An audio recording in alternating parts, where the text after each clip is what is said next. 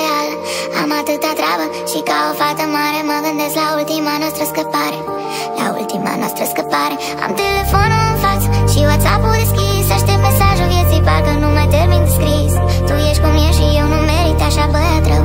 De unde știi tu, deșteptule, ce merit eu? Te sun să spun că mi-a fost dor și că nu mi-a fost ușor, dar vin spre tine, răspunde la telefon. Mai vreau o ultima dată, mai vreau un ultim sărut, mai vreau o ultimă șansă să-mi dai un ultim minut. Mai vreau o ultima dată, promit că voi dispărea.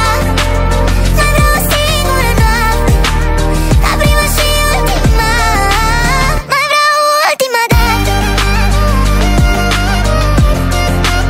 mai vreau o ultima dată.